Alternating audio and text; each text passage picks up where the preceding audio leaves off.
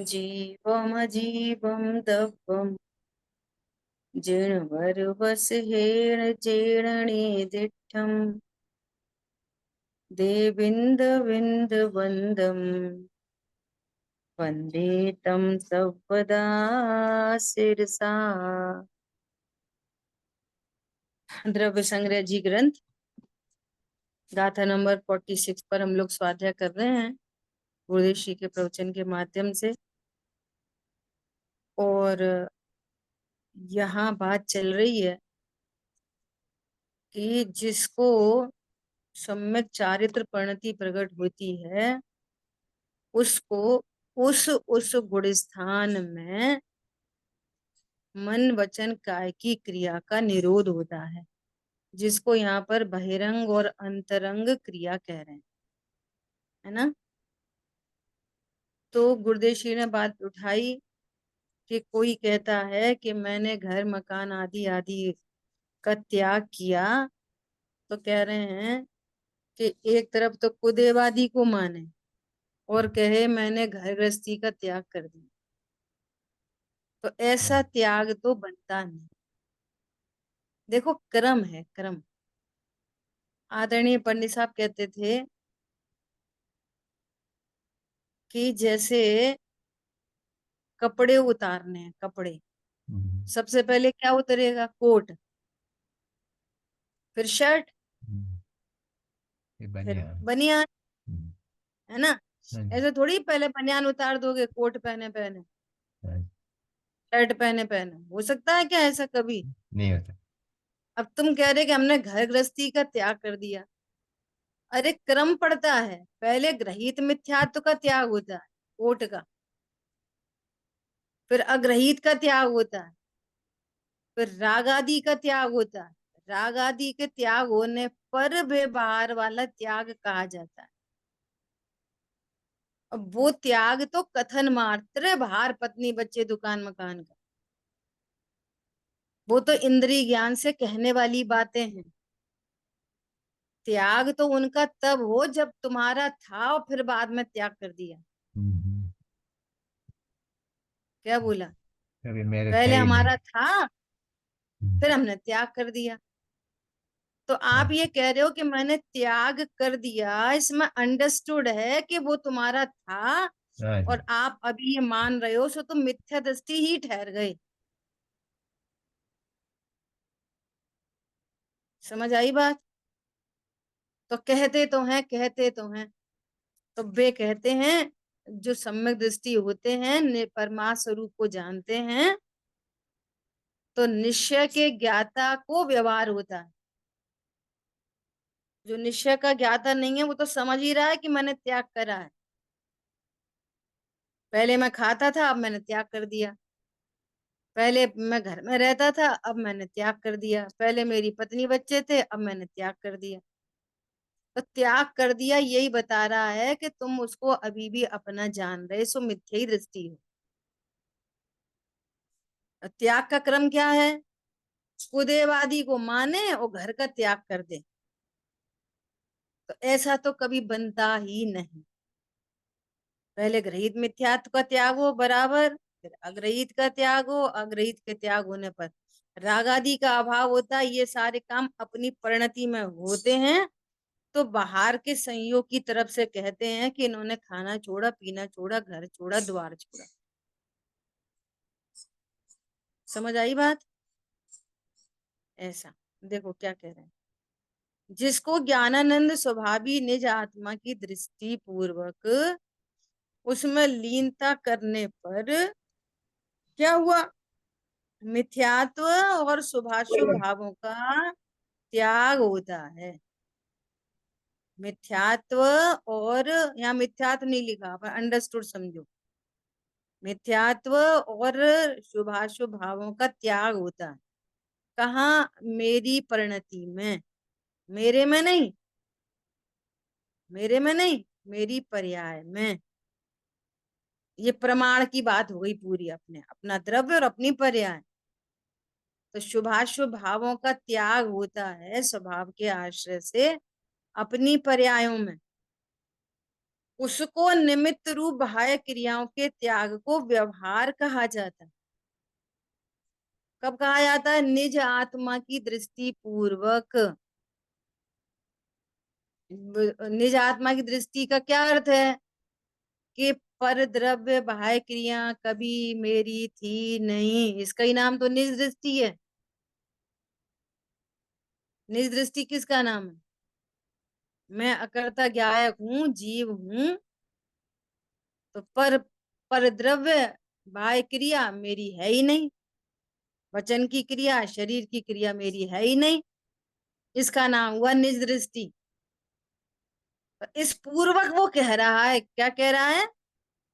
कि बाह्य क्रियाओं को त्याग किया। वो व्यवहार न से कह रहा है। परमार्थ से तो क्या जानता है? कि मेरी परिणति में मिथ्यात्व और राग का अभाव हुआ है। मिथ्यात्व और राग का अभाव मतलब कि मैं जान रहा था ये परद्रव्य मेरे हैं, ये तो मेरे कभी थे ही नहीं। इस ज्ञान का ही नाम है परद्रव्यों को छोड़ा। क्या बोला? परद्रव्यों को छोड़ने का भाव क्या है? परद्रव्य मेरे नहीं इक्वल टू परद्रव्य को छोड़ा। परद्रव्य मेरे कभी हो सकते नहीं ऐसा विश्वास इक्वल टू परद्रव्य को छोड़ा। बात सुन रहे थे। ऐसा। अब परद्रव्य के प्रति राग नहीं इक्वल टू परद्रव्य छोड़ा। परद्रव्य तो झांका तहाँ है, चौथे गुण स्थान में तो झांका ही तहाँ है। सातवें गुण में गुण स्थान में, छठवें सातवें गुण स्थान में बात बनेगी कि वो घर छोड़ के वन में आ गया, लेकिन चौथे गुण स्थान में तो झांका ही तहाँ है। आज हमें सम्यक दर्शन हो गया तो कल तो हम इसी घर में रहने वाले हैं। तो परद्रव्य छोड़ दिए हमने, लेकिन तो कहाँ छोड़ रहे? आप तो घर ही में रह रहे कि नहीं, हमने तो सब छोड़ दिए। कितने छोड़े? कि 100%। कैसे छोड़े? कोई परद्रव्य मेरा हो सकता नहीं, इसका नाम है छोड़ना, इसका नाम है त्याग। समय सार जी में तो गाथा ही है, ज्ञान ही प्रत्याख्यान है। इस विश्व में सबसे बड़ा त्याग है अज्ञानता का त्याग। वो ही त्याग के नाम पर त्याग है, बाकी कुछ नहीं। बाकी तो त्याग है ही नहीं, तुम्हारे है ही नहीं, तुम त्याग क्या करोगे? जिसके लिए अपन फनी सा एग्जाम्पल देते ना कि मैंने ताजमहल का त्याग कर दिया। हाँ, अब हम दिल्ली में रहने लगे तो हम दिल्ली में हमने ये कुतुब मीनार का त्याग कर दिया। तो तुम्हारी थी क्या कुतुब मीनार? तो उसका त्याग कर दिया। निज को निज जान लिया, पर मेरा कभी हो सकता नहीं, इसका ही नाम है त्याग। अब देखो क्या बोल रहे हैं। द्रविलिंगी मुनि ने चाहे बाय में चाहे जितना त्याग कर दिया हो, भाषा तो वही चलेगी, परंतु उसके पर्याय दृष्टि के कारण नैमित्तिक विकार नहीं छूटता। विकार मेरी पर्याय है, धैर्यग्रस्ती थोड़ी मेरी पर्याय है।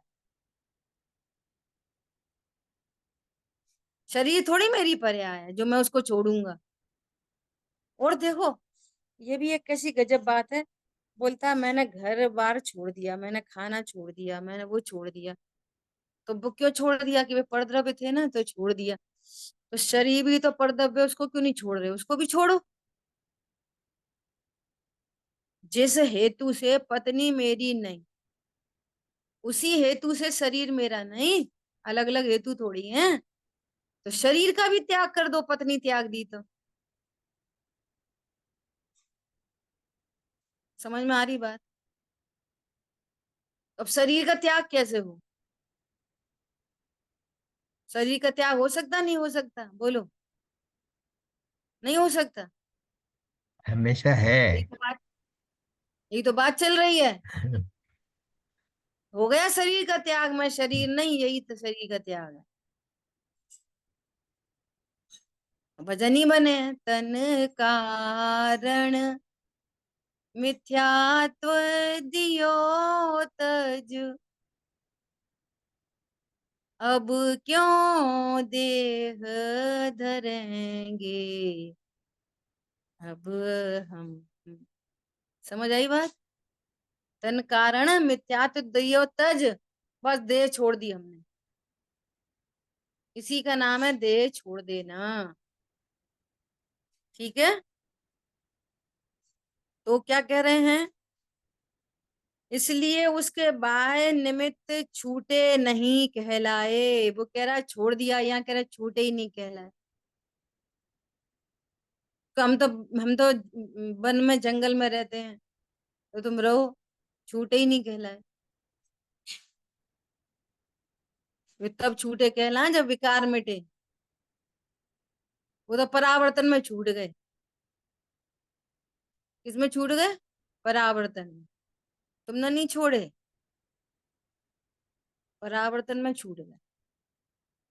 तथा आत्मानुभवी ज्ञानी के स्वभाव के भान पूर्वक स्वभाव में लीनता होने पर पुण्य पाप रूप नैमित्तिक विकार सहज ही छूट जाते हैं। अतः उन्हें बाह्य निमित्त छूटे कहे जाते। 96,000 साथ में हैं, 96,000, और छूटी हुई हैं सब। क्या 6 खंड पर विजय पाई गई है?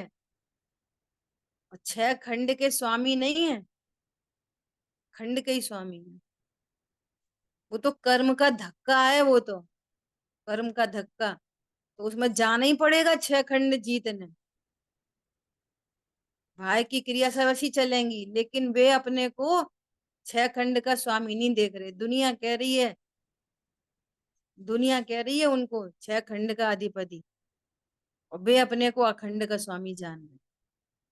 तो 6 खंड का अधिपति दुनिया कहने पर भी वे 6 खंड के त्यागी हैं, 96,000 के त्यागी हैं। इसीलिए तद्भव मोक्षगामी, इसीलिए। समझ में आ रही बात? नहीं तो कितना मुश्किल है, कितना मुश्किल है, बोलो। आज भाई साहब ने कितनी बढ़िया बात बोली। देखो हमने ये सारी की सारी ये प्रथमान योग की कहानी सुन पढ़ रखी है। अब ईमानदारी से बताना, भरोसा है कि नहीं कि मुनिराज को ऐसा विचार आया, ओहो खरबूजा की स्मेल कितनी अच्छी सुगंध आ रही है, तथास्तु हो गए, जाओ भैया खरबूजा में इल्ली।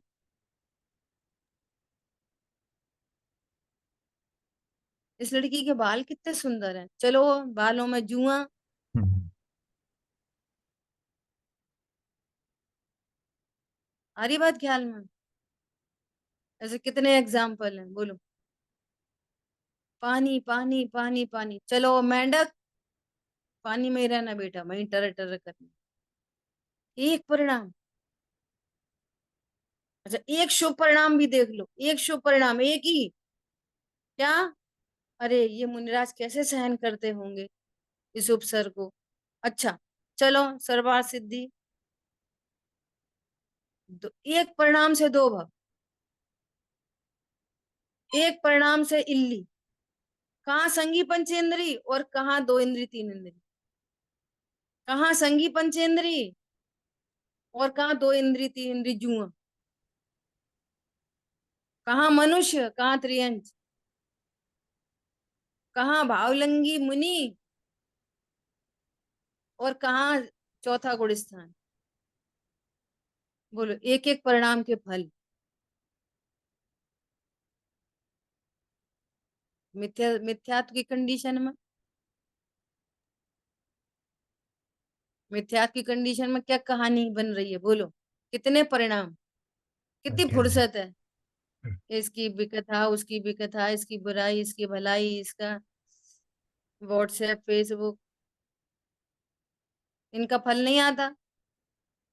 अवश्य आएगा। तो उन्होंने ऐसा बोला, आज सुमत जी भाई साहब ने ऐसा बोला, उनकी पत्नी कितनी अच्छी है। चलो एक भाव, एक परिणाम में एक भव खड़ा कर दिया। हमारी तो सास कुछ पूछो मत, उनकी सास कितनी अच्छी है, चलो एक भव एक्स्ट्रा। उनके बच्चे बहुत अच्छे हैं भैया, बहुत आज्ञाकारी हैं, सुबह मंदिर पूजा पाठ, चलो एक भव। समझ में आ रही है? प्रथमान योग में वो सुन के वे भव तो पकड़ में आ रहे हैं कि हाँ हाँ हाँ हाँ, उनके भव हो गए, भव हो गए। कैसे कैसे भव हो गए? संगीत पंचेंद्रिय से त्रियंच में चले गए, 2 इंद्रिय हो गए, 3 इंद्रिय हो गए। और तुम्हारे भव, एक खरबूजा की स्मेल आई, उसमें खरबूजा में इल्ली। उनके बहू अच्छी, उनका बेटा अच्छा, उनका पैसा अच्छा, उनका ये अच्छा, उनका वो बुरा, हमारा बुरा, उनका बुरा। ये राग द्वेष, राग द्वेष, राग द्वेष। सीधे सीधे भव बढ़ते हैं, सीधे सीधे। हमारी बात ख्याल में, ये कह रहे हैं यहाँ पर। जब अंतरंग में मोह छूटे, अंतरंग में रागादि भाव छूटते हैं, पर पदार्थ तो छूटे ही थे, छूटे कहलाते हैं बस। समझ आई बात? आप किसी से ऐसा बोलोगे क्यों भैया जेल से कब आए, हम तो आने की कह रहे हैं, कब आए लौट के, तो ये वाली बात क्या अंडरस्टूड करा रही है कि ये गए थे। चार लोग पीछे हुए कि भैया कब आए जेल से, सबको पता चल जाएगी ये जेल में गए थे। ऐसे आप ये बोलोगे हमने ये छोड़ दिया, इसका मतलब अंडरस्टूड है कि तुमने पहले खाया, हम्म। तो तुम अपने मिथ्यात्व को बता रहे हो हमने ये छोड़ दिया। ये दर्शा रहा है कि तुम जेल गए थे। आ रही बात ख्याल में? अरे मैं मेरे द्रव्य गुण पर्याय की सीमा से बाहर जाता नहीं। मेरी सीमा है क्या, कितनी है मेरी सीमा? अज्ञानी की भी सीमा कहाँ तक? अज्ञान मोह राग द्वेष तक बस। और यदि आपने परद्रव्य छोड़े तो फिर शरीर भी छोड़ो, छोड़े तो फिर शरीर भी छोड़ो। परद्रव्य पर है तो शरीर भी पर है, कर्म भी पर है, कर्म छोड़ो। शरीर का, तो बस देह दृष्टि रखते हुए कहता है कि मैंने ये छोड़ दिया। इसलिए उसको ये भाव नहीं आता कि शरीर भी तो पर है। जैसे पर को छोड़ा जाता है ऐसे शरीर को भी छोड़ना चाहिए। तो उसको ये शरीर के प्रति भाव नहीं आता।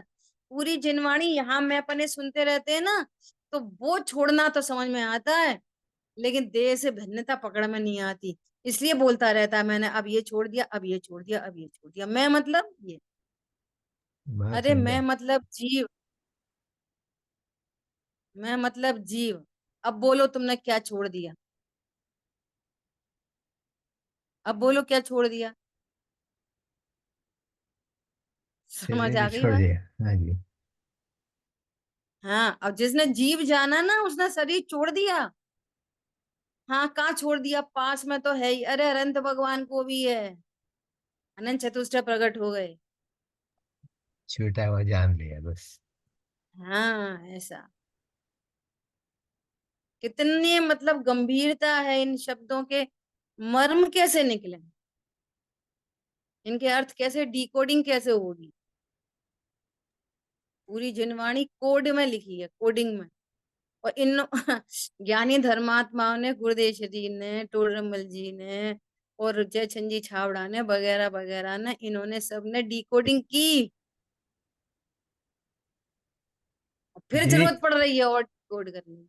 दीदी आपने प्रस्थानियों की कहानियां बताई ना, तो हम्म। उसका उसमें जो जैसे मुनिराज का कहा आपने, हम्म। खरबूजे का, तो हम्म। उसका फल का विश्वास हो ना हो मुझे, परंतु उसका जो आशय है, उसका सिद्धांत है, उसका भावासन पूरा है। फल में मेरा पक्का विश्वास है नहीं कि ऐसा ही हुआ ही होगा, ऐसा ऐसा मैं नहीं मानता। लेकिन सिद्धांत क्या है वो पक्का है। ये ऐसा उसका फल होगा ही, ये छोड़ने लायक है ऐसे विचार, ये पक्की बात है। हाँ, अब देखो इसमें भी क्या बात है कि ये जो बात आई है ना, ये ध्वनिति तो हुई है, दिव्य ध्वनि में, या किन्हीं अवधि ज्ञानियों ने बताया, मुनिराजों ने बताया, गणधरों ने बताया। तो अब ऐसा हुआ होगा कि नहीं हुआ होगा कि हाँ 100% हुआ होगा, उसका भी भरोसा करो। उस भरोसे से ही तो सिद्धांत का भरोसा आएगा। सिद्धांत का भरोसा कैसे? प्रथमान योग सिद्धांत को बताने के दृष्टांत है, उससे ही सिद्धांत मजबूत होता है। देखो वो मेंढक बन गए, देखो वो हाथी के पैर के नीचे आए और भगवान की भक्ति का भाव था, देखो देव बन गए, वो तुरंत समर्षण में आ गए। तो उस सिद्धांत में पाप परिणाम का फल होता है, पुण्य परिणाम का फल होता है। तो इन दृष्टांत से ही तो सिद्धांत मजबूत होंगे हमको। दीदी उन्हीं के तो इसका दृष्टांत है, सिद्धांतों को मजबूत करने के लिए दृष्टांत है ये। ये दृष्टांत ठीक है, आपने कहा, बहुत पक्की बात है। हम्म।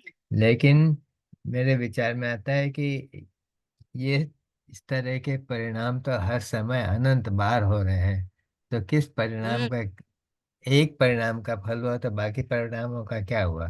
तो इसलिए सिद्धांत तो पक्का है कि सिद्धांत से एक फल आएगा। हाँ। लेकिन हाँ तो उसी सिद्धांत पक्का है तो दृष्टांत भी पक्का रखो। एक ही परिणाम से एक फल आया, बाकी के परिणामों का फल नहीं आया, ये समझ में नहीं आता। हाँ तो अब ये प्रश्न ऐसे पूछो, प्रश्न पूछो कि फिर और परिणामों का क्या होएगा, एक का फल आया। देखो उसकी क्या कहानी है, धबला जी में ये बात आई। क्या बात आई? कि हर परिणाम से गति निरंतर बनती है, निरंतर गति बन रही है, हर समय गति बन रही है। मायाचारी का परिणाम है त्रियंच गति बंद गई, बन गई। दयादान के परिणाम है देवगति बंद गई। अभी हम सबको बंद रही है लगातार, चारों गतियां। समझ आई बात? तो फिर उनका क्या होगा गतियों का? अब जब आयु कर्म बंधने का काल आएगा त्रिभाग में, वो तो एक ही बार बनती है। तो जिस समय आयु बंध का काल आया और उस समय आपके किस गति के परिणाम थे, तो वो मैचअप होकर वो आयु बंध जाए। समझ में आई बात? उस समय परिणाम चल रहा है मनुष्य गति का, हाँ जी। और वही समय है आयु बंध का, तो क्या बंध जाएगी? मनुष्य आयु बंध जाएगी। अब जो दूसरी गतियां बंधी हुई हैं उनका क्या? उन सब का उदय आएगा अब मनुष्य के रूप में होके। इसको टेक्निकली बोलते हैं स्त्रीबुक संक्रमण। समझ आ गई बात? इसको क्या बोलते हैं? स्त्रीबुक संक्रमण। कि अब जब अब मान लिया ये आयु पूर्ण हुई, अब वो वापस उसने मनुष्य आयु बांधी थी, अब वो मनुष्य गति में वापस पहुंच गया। ठीक है। अब उसने पूर्व की पर्याय में त्रियंच गति बांधी हुई, तो वो त्रियंच गति का उदय उस मनुष्य गति के मुख से होके आएगा। जैसे अभी बोलते हैं ना, अभी अप्रत्याख्यान का उदय, प्रत्याख्यान का, संजुलन का, सबका उदय चल रहा। तो वो किस मुख द्वार से आता है? वो अनंतानुबंधी के द्वार से। ऐसे ही समझना। अब उसके लिए आदरणीय कल्पना दीदी ने ऐसे दृष्टांत दिए कि जैसे कोई बहुत झगड़ा करता हो, है तो मनुष्य, मनुष्य आयु में, मनुष्य गति में, तो अपन आपस में नहीं बात करते कि तुम नारकी हो क्या? ये स्त्रीबुक संक्रमण है। समझ में आ रही है बात? ये कैसे दिन भर भय भय करते रहते हो? क्या क्या तुम त्रियंच का क्या कुत्ता बिल्ली हो क्या? ये हमारे बच्चे से लड़ते रहते, कुत्ता बिल्ली की तरह से नहीं बोलते पेरेंट्स बोलते हैं, कितनी बोलते बार? हैं। हम भी, मैं भी तो बोलता ये हूँ। है वो स्त्रीबुक संक्रमण। अरे वो आदमी है कोई देवता है, एकदम देवता। तो ये पूर्व में जो गतियां बांध रखी है ना, उन सब के उदय ऐसे ऐसे आते हैं, और चारों गतियों में आते हैं। तो गति हर समय बन रही होती है, और तीव्रता से उसका उदय आए ना, और उसी समय फिर आयु बंधनी हो, और गति का उदय चल रहा है त्रियंच गति का, वही काल आयु बंध का हो, तो अब त्रियंच गति में चला जाए, त्रियंच आयु बंध जाएगी। तो ऐसा चलता है खेल पूरा। तो दीदी, जब ये गति का उदय आया मनुष्य गति में, जैसे तिर्यंज का हाँ आपने उदाहरण हाँ दिया, फिर वो खत्म हो हाँ गया ना, उसका उदय चला हाँ, गया तो खत्म वो हो गया। कर्म खत्म हो गया। खत्म हो गया। खत्म हो गया। लेकिन उतना दुखी तो होगा ना उस संबंधी कषाय तो होगी। तीव्र मायाचारी का उदय आएगा तो तीव्र मायाचारी से कौन दुखी होता है? अभी बात तो ये चल रही है, ये वाली बात भी समझ में पकड़ में आना कि मेरे को जब भी दुख हुआ है नियम से कषायों से हुआ है, ये हाँ, बात पकड़ में आ जाए ना तो बहुत बड़ी बात समझना। तो दीदी बहुत बड़ी बात। आपने अभी जो बताया ना। अभी अभी भी ऐसा लगता है कि हम बीमारी से दुखी हैं, हम्म, हम बच्चों से दुखी हैं, हम्म, हम सरकार से दुखी हैं, हम मौसम से दुखी हैं। तुम दुखी हो कषाय से। तो दीदी ये ये बहुत वाली अच्छा। बात समझ में आ जाए ना तो बहुत बड़ी बात है। तो आपने तो एक बहुत। उपचार कषाय का करें।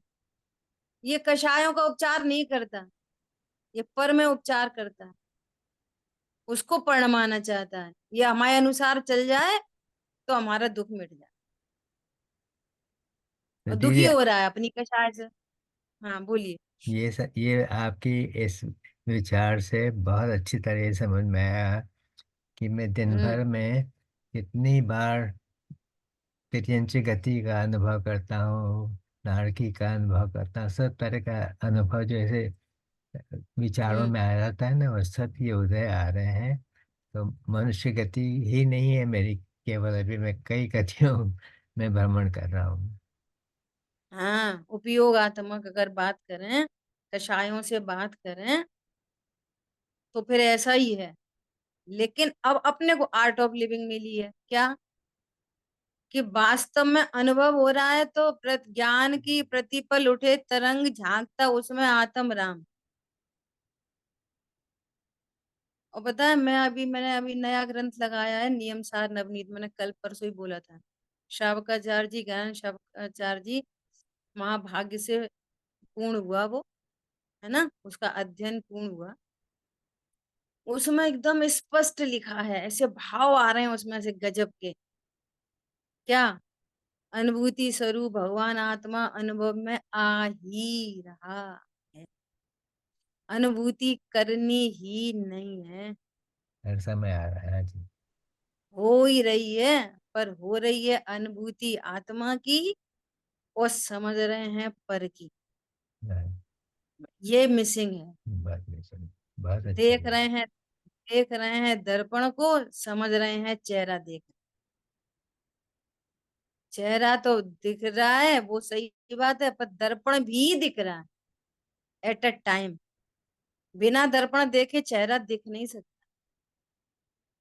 ऐसे ही बिना ज्ञान के अभ्यास के, मतलब सॉरी अभ्यास गलत शब्द हो गया, बिना ज्ञान के अनुभवन के ज्ञेयों का अनुभवन हो ही नहीं सकता।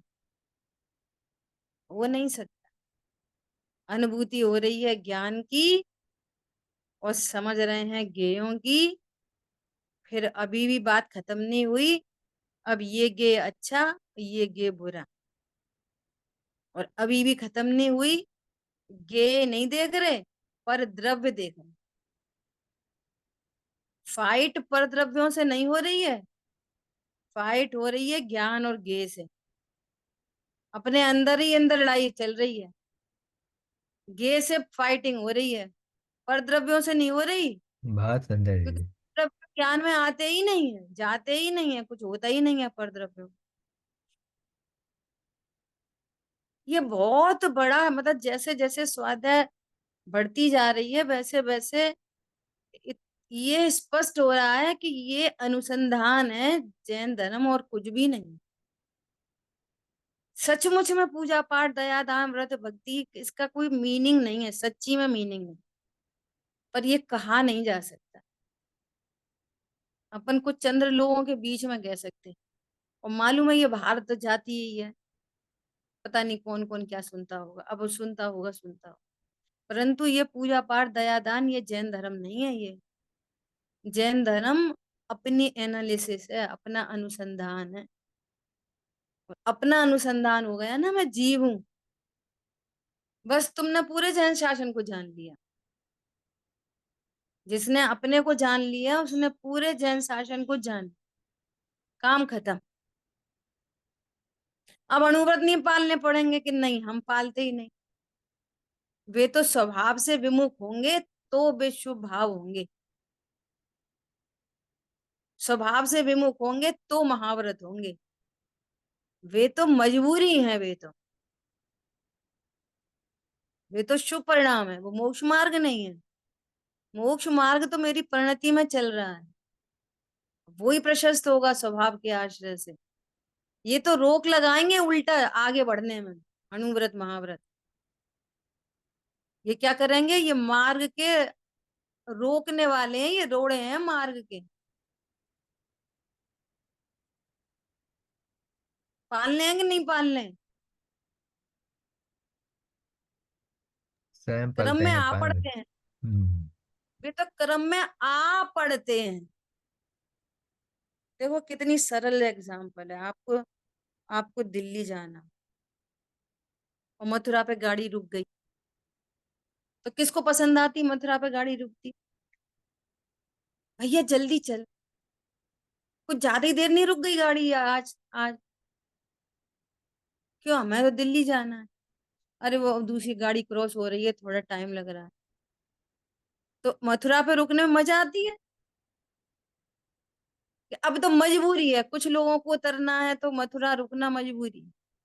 और ज्यादा देर रुक जाए तो अरे ये अब ट्रेन ही नहीं बढ़ा रहा आगे। ऐसे हैं वे अणुव्रत महाव्रत। वे तो रास्ते में आ पड़ते हैं, क्रम में आ पड़ते हैं। और वे मोक्ष मार्ग के को रोकने वाले हैं, आगे नहीं बढ़ने देते। स्टेशन पर रुक गई गाड़ी, अब रुक गई।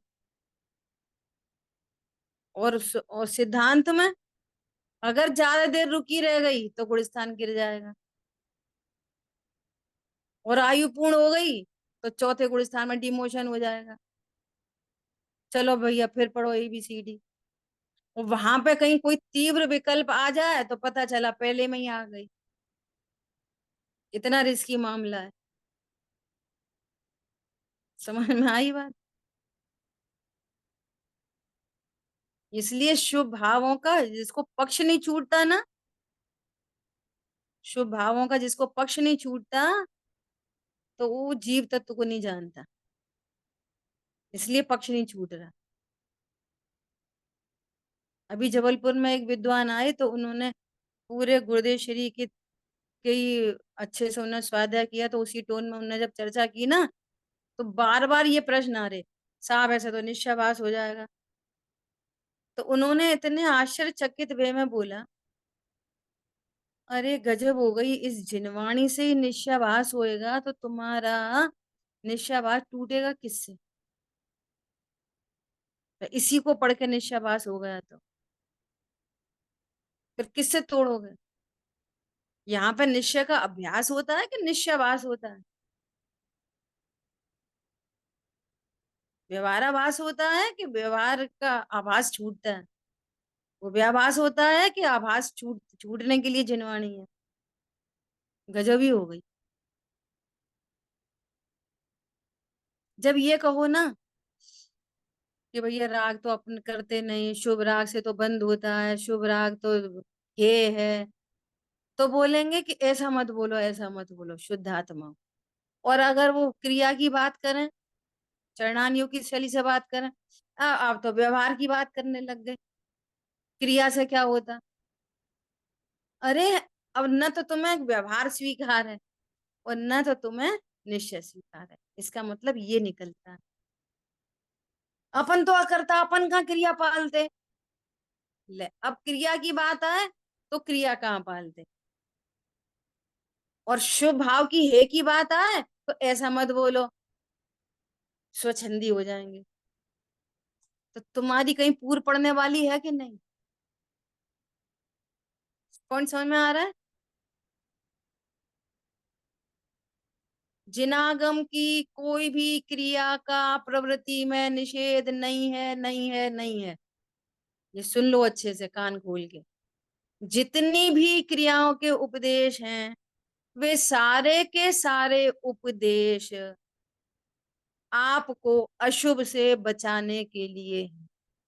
चाहे तत्व ज्ञान करो कि चाहे तत्व ज्ञान न हो पाए, सारी क्रिया अहिंसा के लिए हैं, पर जीवों की दया के लिए हैं। जिन आगम की एक एक क्रिया डॉट टू डॉट।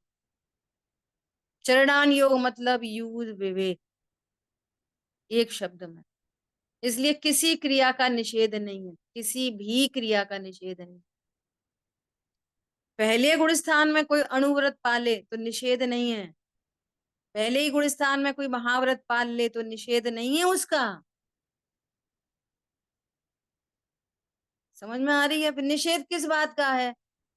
उसको धर्म मानने का निषेध,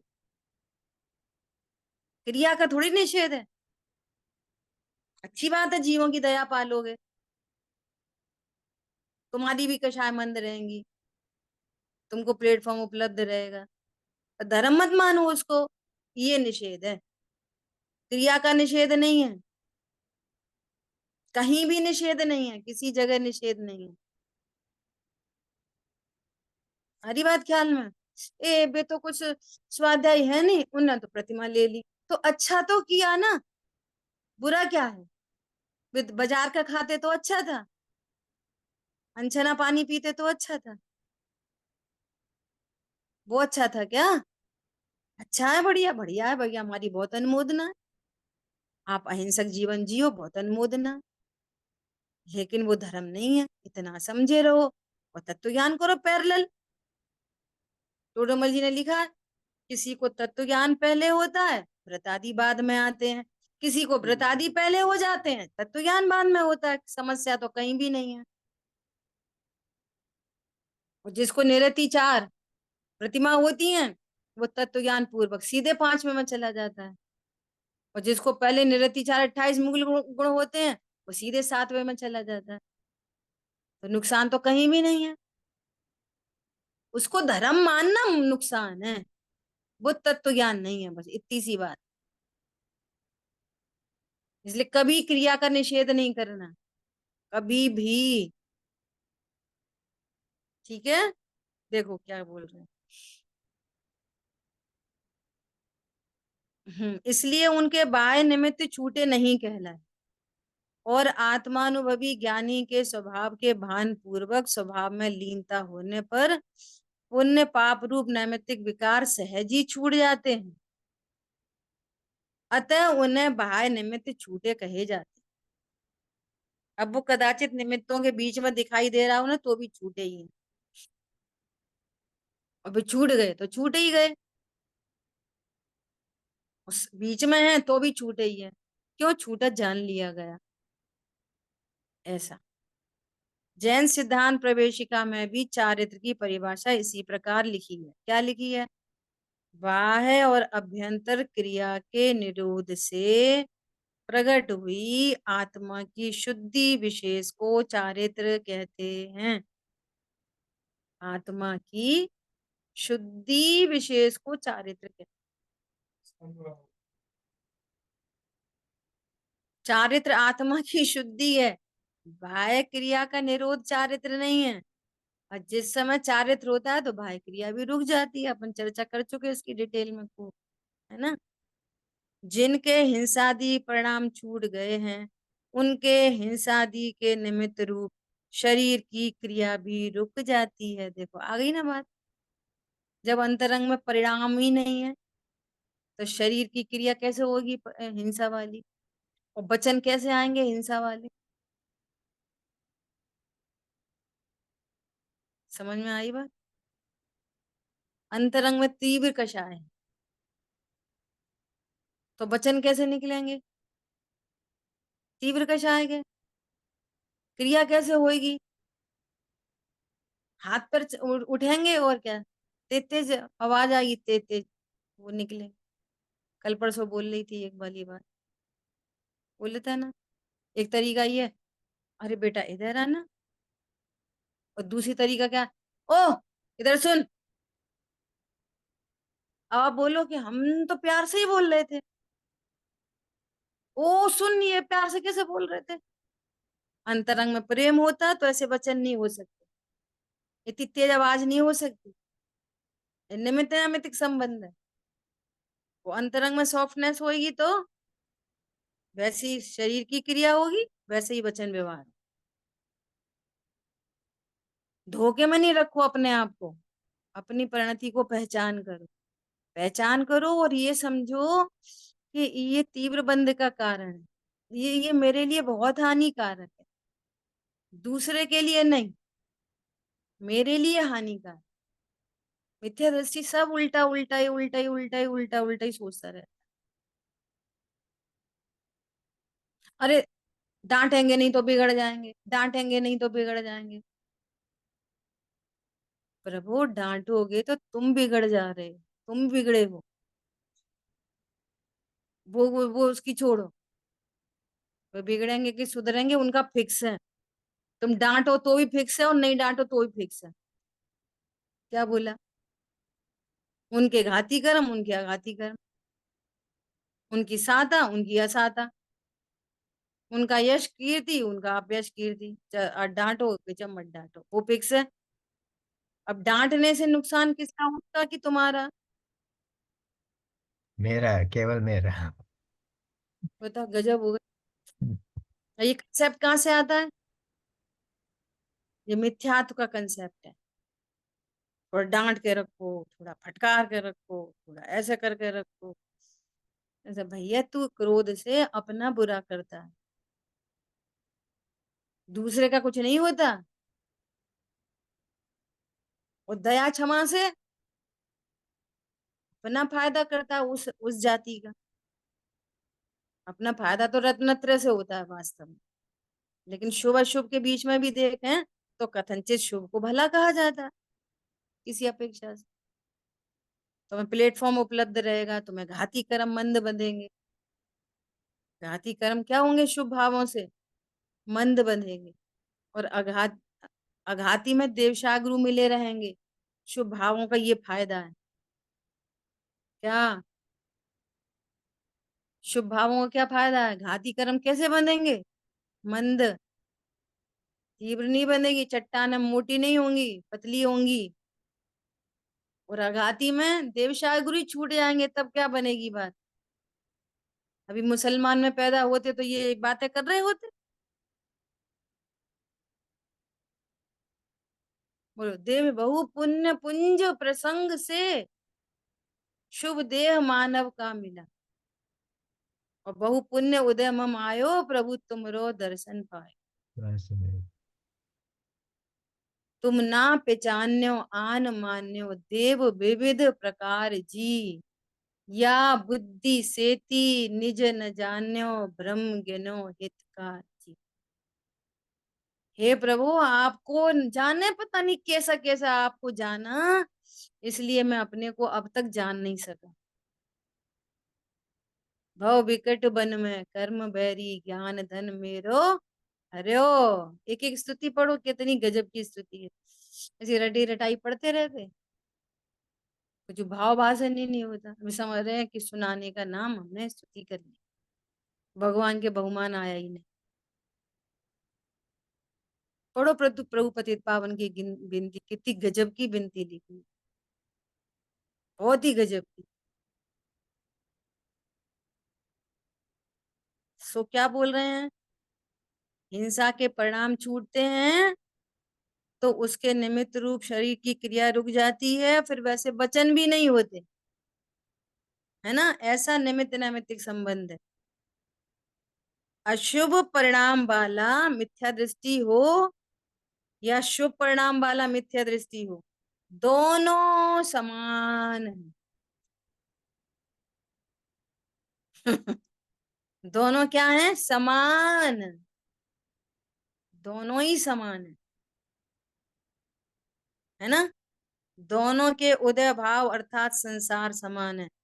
जिसे विकल्प की रुचि है उसे एक का भी त्याग नहीं होता। परिग्रह का निमित्त छूटा उसे कहा जाता है, जिसे राग की रुचि छूट जाती है और राग की रुचि छूटी तब कहलाती है जब क्रिया रहित गायक स्वभाव में स्थिरता हो जाती। स्वभाव में स्थिरता हुई तब क्रिया छूटी, और क्रिया अंतरंग क्रिया छूटी तो बहिरंग क्रिया छूटी, तब परिग्रह का त्याग कहा जाएगा। अन्यथा एक इंद्री को परिग्रह का त्यागी कहना पड़ेगा। तैयार हो? तो मुनिराज को परिग्रह है कि नहीं द्रव्यलिंगी? पूरा का पूरा पूरा। पत्नी बच्चे तो है नहीं, जंगल में चले गए कि चले जाने दो। बाहर में कोई चीज परिग्रह थोड़ी होती है, अंतरंग परिग्रह से उसको परिग्रह संज्ञा मिलती है। तुम जहां जहां मूर्छित हो वहां उस चीज को परिग्रह कहते हैं उपचार से। ये चश्मा क्या है? ये चश्मा, ये तो पुद्गल का स्कंद है, पुद्गल की पर्या है, ये परिग्रह है। ये चश्मा मेरा है, अब ये परिग्रह कहलाए। इसमें मूर्छित हो गया ना, कितना सुंदर है। मेरा नहीं है ब्रो, उसमें ही देखा शॉप में, कितना सुंदर चश्मा है, ये परिग्रह बन गया।